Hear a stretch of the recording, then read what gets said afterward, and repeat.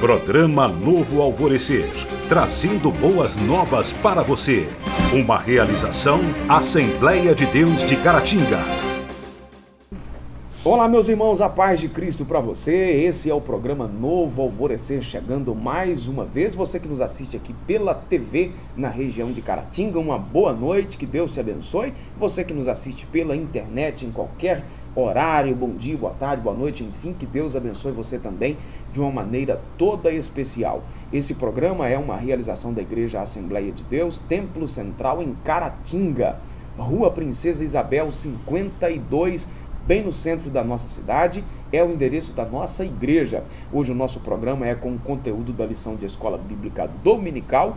E antes de adentrarmos aqui propriamente dito ao conteúdo do programa de hoje, eu quero deixar aqui a agenda de cultos da nossa igreja, que acontece toda terça, quinta e domingo, sempre às 19 horas. Será uma grande alegria receber você aqui em nossa igreja. Um intervalo rapidinho no programa e a gente volta já já para iniciarmos aqui o nosso bate-papo com o assunto da Escola Bíblica Dominical.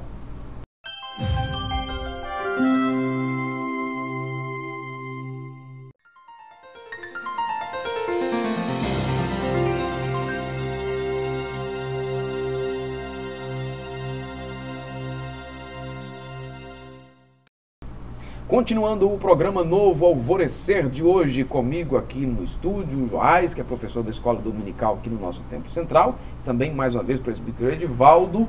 Deus te abençoe, Edivaldo. Muito obrigado, é um prazer poder retornar e dar uma contribuição aqui às nossas lições bíblicas. Prazer em receber. A lição de número 6, que será ministrada nesse próximo domingo, dia 12 de maio de 2019. Nós estaremos falando sobre as cortinas do tabernáculo e a sua simbologia.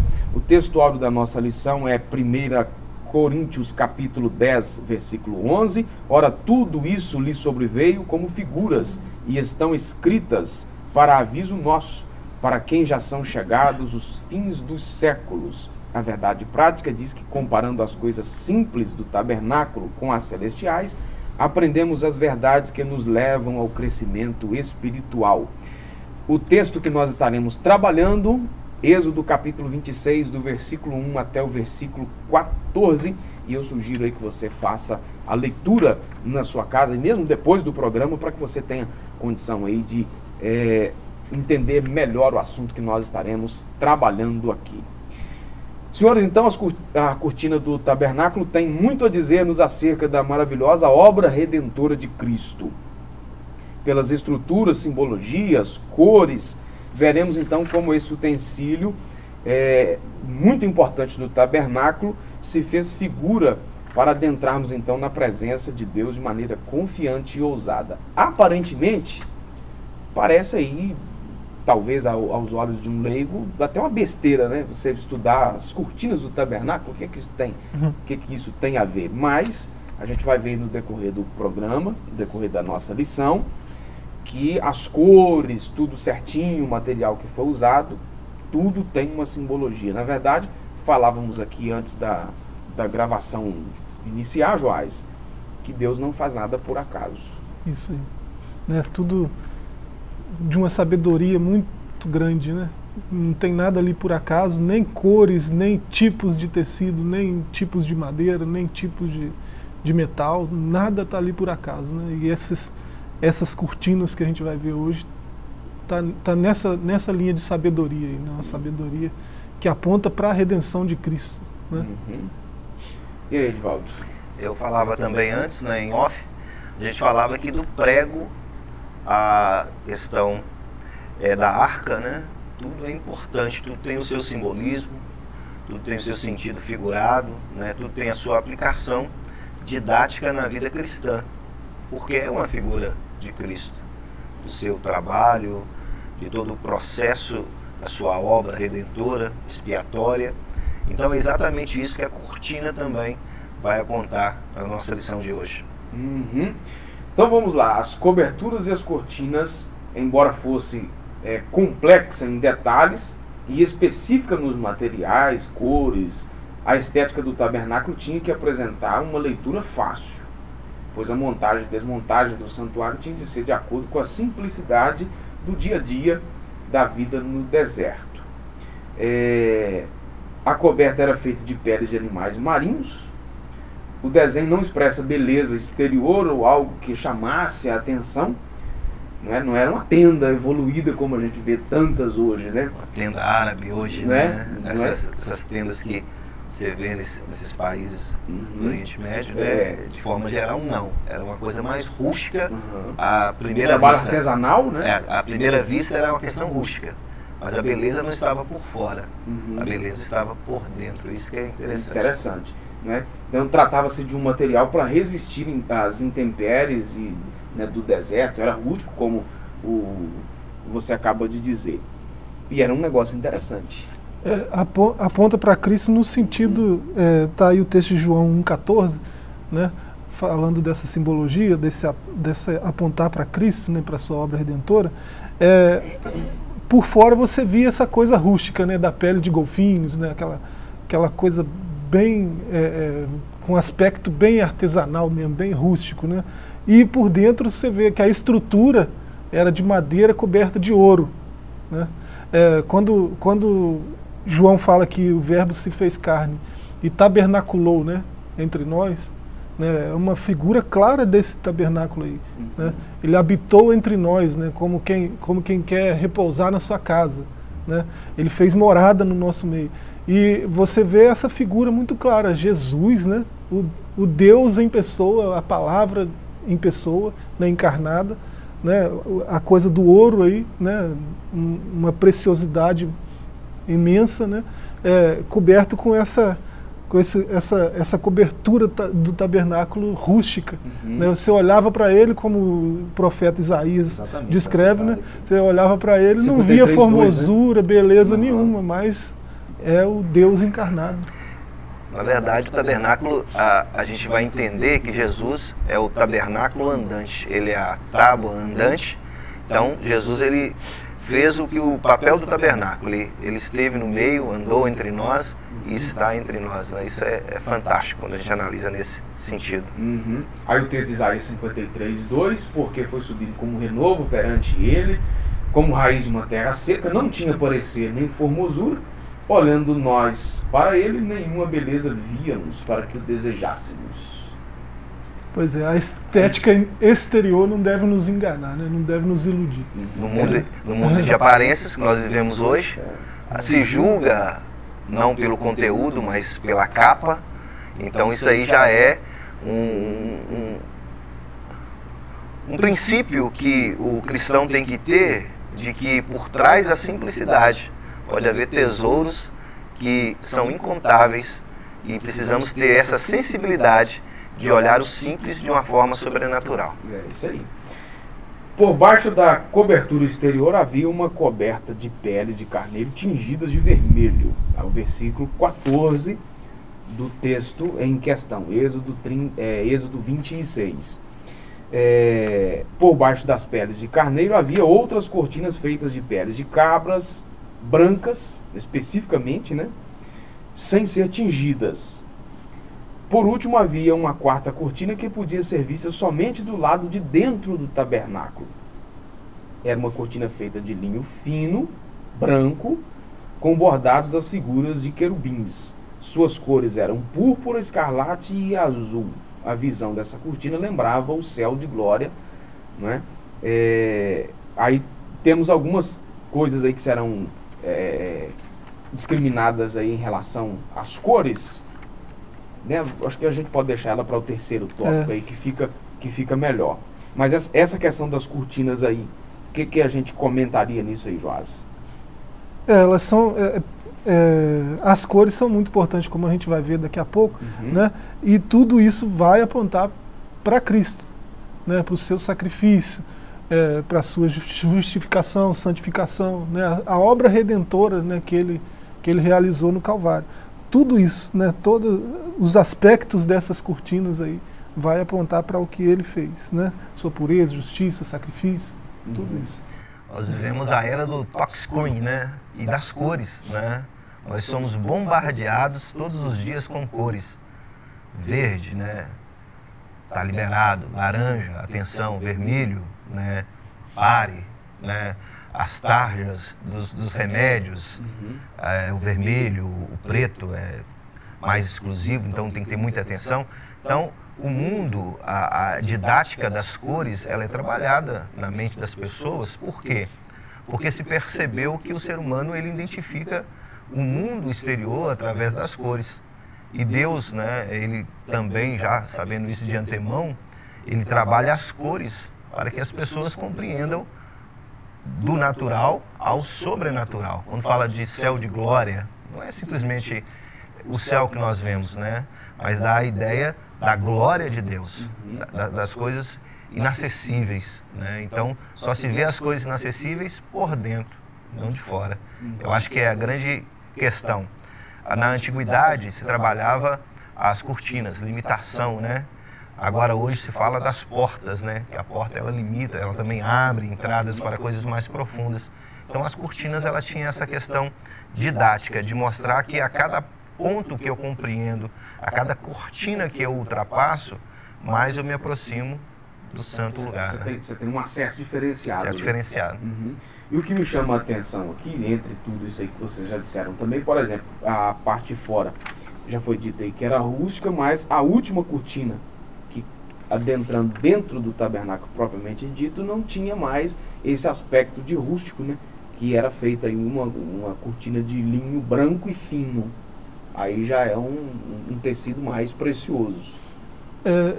Era essa a visão de dentro do tabernáculo. É um símbolo da pureza que era necessário para chegar até ali, né? E para passar para o próximo nível, né? Como a figura que o irmão citou, né? Era necessário uma pureza maior, né? Aquele branco, aquela pureza do linho, né? Que é um negócio muito fino, muito nobre, né? Então aquilo apontava para essa pureza que o sacerdote devia ter, né? Para adentrar, para não ser consumido por um Deus que é fogo consumidor, que é santo, né? Tá certo, a gente vai dar uma pausa aqui no programa e a gente volta já já para continuarmos o nosso assunto de hoje.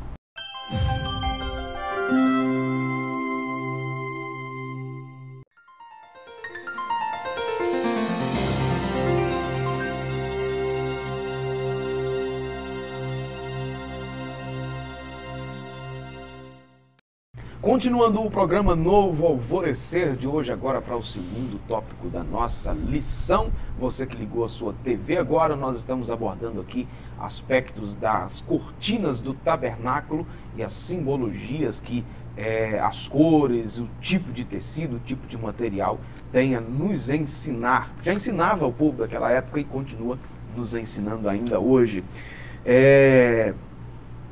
Sobre a simbologia descrita nas cortinas, então adentrando aí o segundo tópico, descrever a importância delas. Eu já disse aí no começo da lição que parece, para um leigo pode parecer que é bobagem, mas nós temos a importância disso, e não considerar o seu valor espiritual e tipológico significa ignorar o propósito integral do texto acerca do santuário. A precisão dos detalhes de cada peça e material usados para construir o tabernáculo servia de ensino das verdades acerca das coisas espirituais. Aí quando a gente fala de coisa espiritual, a gente vai fazer uma separação entre, fala de santuário e fala de coisa santa, de santo. Para que se entre num lugar santo, num lugar, a gente vai ter que abrir mão do profano. Aí fala as cortinas vai falar exatamente disso, da separação do santo e do profano. Nós vivemos num tempo que assim, o entendimento do que são valores já é um negócio mais complicado do que em tempos atrás, né? Nós estamos meio míopes para os valores, né? E se avalia muito por aquilo que acha, né? Isso. E falar de valores espirituais, então, né? Parece mais complexo ainda. Aí que entra a questão do processo pedagógico, do ensinamento do tabernáculo, hoje especificamente das cortinas, para se compreender o quê? Limites. Eu acho que a grande lição das cortinas, de todo o aspecto que ela tem, desde da cerca, da entrada, que nós já discutimos também, né, sobre a porta, Jesus é a porta, mas tinha a cortina, tinha o seu simbolismo, tinha o seu sentido figurativo, vai impor o quê? Limites. O santo e o profano não andam junto. Não se mistura. Então o problema está aí na pedagogia, né? A gente não está sendo didático. Eu digo a gente que de algum nível ensina, né? De alguma forma é professor, né? Talvez a gente não esteja ensinando como deveria. Talvez o problema esteja no nosso ensinar. Mas a falha está na didática, porque valores são aprendidos, né? Ensinados então e aprendidos, alguém né? tem que ensinar.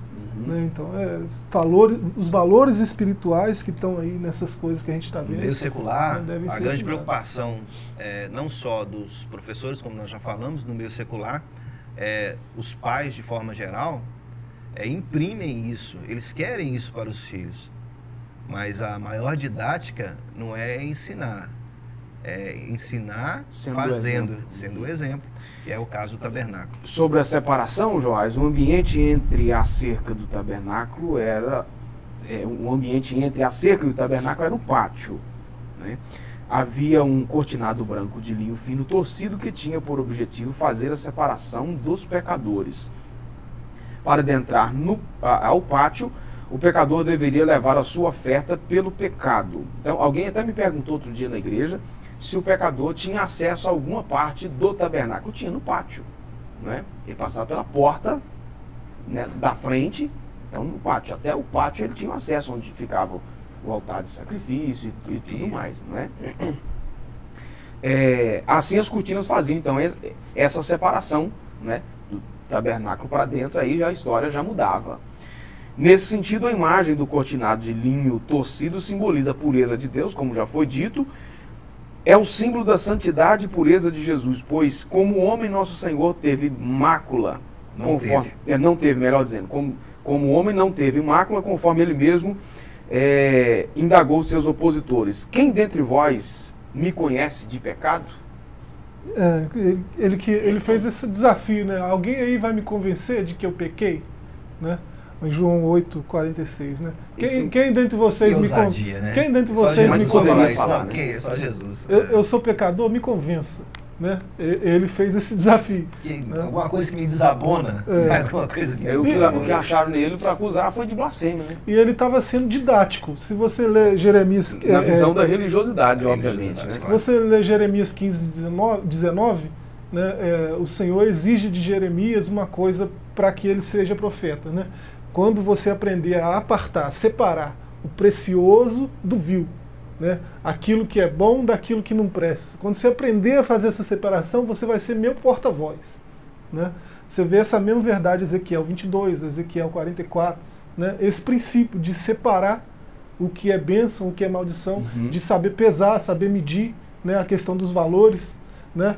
Jesus estava sendo didático. Ele falou, mostra para mim aonde que eu pego. O Antigo Testamento ele fecha exatamente nesse sentido, né? Quando em Malaquias diz, né? Outra vez vereis a diferença do que serve a Deus do que não serve, do profano e do sagrado. A grande dualidade da vida de espiritualidade é essa, profano e sagrado. Aí aqui, para fecharmos aqui esse segundo subtópico, o contraste entre a antiga aliança com a nova é que na antiga aliança tinha essa separação, né?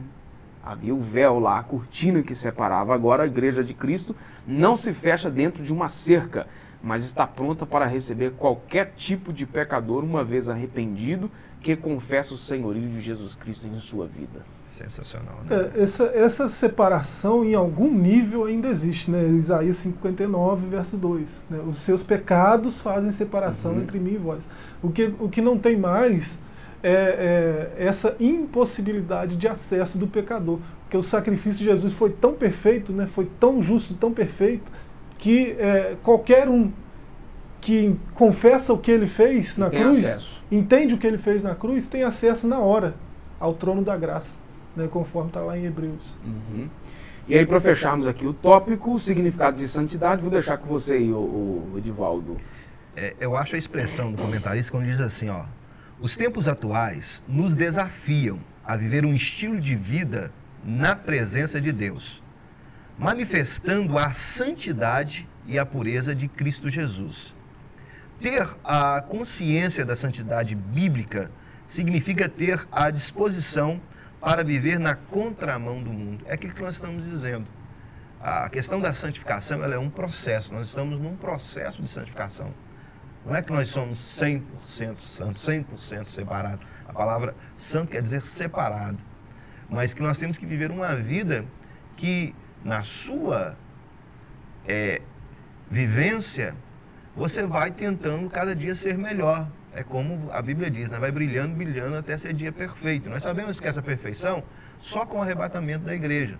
Mas enquanto isso não acontece, eu preciso viver uma vida separada. Separada do quê? Do mundo. Viver separado quer dizer, não é viver entregue ao pecado. Não viver entregue ainda ao pecado. Ainda que peque, mas não consciente. É o pecado consciente. Romanos 6, né?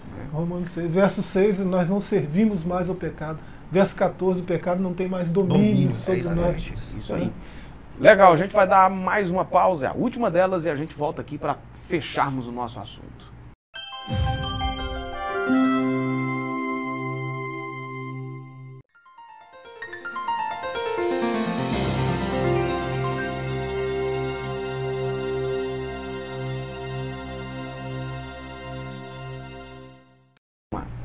Continuando o programa Novo Alvorecer, para fecharmos aqui o nosso assunto sobre as simbologias das cortinas do tabernáculo, nós vamos discriminar aqui o que ficou pendente lá atrás no primeiro tópico, né, que a gente deixaria aqui para o final, sobre o significado das cores usadas então na estrutura do tabernáculo. O povo de Israel percebia o símbolo da manifestação da glória de Deus nos sacrifícios que fossem apresentados. Havia aí uma ordem em que as cores eram mencionadas: azul, púrpura, carmesim, branco, né? Essas eram as cores apresentadas aí. Nós já falamos que isso tudo tem uma simbologia. Vamos destacar então primeiro aí, né, por essa ordem apresentada, o azul, que é uma cor que remete ao céu, indica a origem celestial de Jesus. Vamos começar com você, Joás. O verso de João 17:5, que está até indicado aí na revista, né? Jesus foi recebido no céu, reavendo a mesma glória que ele teve antes que o mundo existisse, né? Aquelas figuras que eram representadas ali, né? Nessa cor de púrpura, né? As figuras dos querubins, que estava lá na cortina do lugar santíssimo, né? Aquilo ali é uma figura da glória celeste, né? Uma figura do céu. Até o próprio azul, né? Vai remeter ao céu mesmo. Quando você olha para cima, tudo azul, né? Figura muito clara, né? Essa questão aí de que Jesus foi recebido no céu reavendo a mesma glória de antes dá um nó na cabeça de muita gente aí que não tem ele como o Filho de Deus, né? Não tem ele como Deus. Sobre a púrpura, Edivaldo. A púrpura era um tecido roxo obtido de moluscos que estão no fundo dos mares, uma cor que remete à ideia de realeza. Eu acho interessante que até na crucificação, né? Põe um manto lá, né? Ele é o rei, né? Aí os fariseus ficam indignados, falando, não, fala que ele falou, não, está escrito, ele é rei mesmo. Então se vocês falar que vai condenar ele porque ele disse que é rei, então ele é rei. Então remete à realeza, Jesus é rei dos reis. E na cabeça deles, eles estavam lá zombando, né? Uma zombaria, mas, na né? verdade, cumprindo uma palavra. Profecia. E a acusação que os judeus fizeram dele foi que ele se disse rei. Se disse rei. Então, pregou lá, a condenação tinha que ser pregada lá, rei dos judeus. Rei dos judeus. E você vê a zombaria lá em Mateus 27, né, nos versos finais, verso 27 ao 31, Marcos 15, versos 17 e 18, você vê que aquela zombaria que eles fizeram, eles colocam um manto púrpura, né? Um manto púrpura, sinal de realeza. Você não é rei, né? Aí vamos vestir ele como rei. Dá um cetro para ele de mentira. Na verdade não. Na verdade não enxergaram porque de fato não quiseram, né? Os magos procurando pelo menino rei, ser né? Um rei. Cadê o rei? Então você vê que desde o nascimento de Jesus, ele passou todo o ministério dele falando acerca dessas coisas. E as pessoas não enxergaram, não deram crédito porque realmente de fato não quiseram. E essa cor lá da cortina lá apontava para isso, né? A respeito do rei. A escarlate, cor de sangue, vermelho vivo. E aí, Jorge, aproveitar que você está de vermelho, mas você não é vermelho, né? O vermelho não precisa nem falar que aponta para o sangue do sacrifício do Messias, né? Você lê Isaías 63, aí os primeiros versos, você vai ver isso. E o verso de Apocalipse 19, 13, que está citado aqui, né? Estava vestido de uma veste salpicada de sangue, e o nome pelo qual se chama é a palavra de Deus, o verbo, né? Então vai apontar para o sangue, o carmesim, né? A cor do sangue. Uhum. E sobre o branco, que é o linho torcido. No ponto anterior nós tratamos aí da cor, falamos do que era essa cortina que era vista no interior do tabernáculo, linho torcido, rústico. Alguém diz que o peso dessas cortinas seriam aí 2.000 quilos, 2 toneladas. Algum diz que nem 2 juntas de bois, né? Para quem já morou na roça ou gosta, né, dessas juntas de boi, 2 bois juntos, puxando de um lado do outro, não conseguiria romper essas cortinas. Aí a gente também observa que esse linho, assim como o linho até mesmo da cerca, era um linho muito bem trabalhado, era uma coisa muito bem feita, nos seus mínimos detalhes. Não era uma coisa assim feita só por fazer, mas eles levavam muito a sério isso. O que a gente compreende com relação a isso? A questão da santidade de Cristo. Cristo, ele veio, ele fez a sua obra, ele fez o seu trabalho, né? A santidade de Cristo, né? Tinha um porquê, né? Porque precisava de ser alguém santo, puro, para nos dar esse acesso ao Santo dos Santos. A ideia aí, Jorge, do torcido e batido, lembrando a humanidade e o sofrimento de Cristo. Ele para nos purificar, né, ele passou por um processo, né, de ser esmagado, ser moído, né, como está no texto bíblico. Se você lembrar do que ele disse em João 15:3, né, vocês já estão limpos pela palavra, e da oração que ele fez logo depois, né, no capítulo 17, verso 17, né, santifica-os na verdade, a tua palavra é a verdade. Então, a gente consegue chegar a essa pureza, né, se a gente perseguir, né, se a gente perseguir a Cristo, se a gente perseguir a cruz, né, viver sem perder de vista o que ele fez na cruz, né, e isso, lógico, vai nos levar à sua palavra, né, e a gente vai ter essa pureza, esse branco do linho puro aqui, né, para estar sempre diante dele, né. Uhum. Então, fechando aí, Edvaldo. Para nós, os discípulos de Cristo, né, essas cores apontam para a obra de Cristo, que envolve a remissão do passado, do presente e do futuro, e a obra completa da salvação, ou seja, isso é símbolos que nos mostram que houve um processo, houve uma obra redentora, e essa obra foi feita por nosso Senhor e Salvador, Jesus Cristo. Uhum. Fechou, Jorge? Amém. Certo? Você de casa também, a nossa gratidão por ter nos acompanhado. Você que nos acompanha pela internet, compartilhe aí os nossos vídeos aí, nós publicamos, né, em vários canais, né? Tá no meu canal pessoal, no canal da igreja, tá no seu também, Joás? Tá lá. Compartilha aí, é fato que, né, vai ter outras pessoas tendo acesso também e abençoar outras vidas. Ficando por aqui, agradecendo você, que Deus te abençoe, fique na graça e na paz e até o nosso próximo encontro. Programa Novo Alvorecer, trazendo boas novas para você. Uma realização Assembleia de Deus de Caratinga.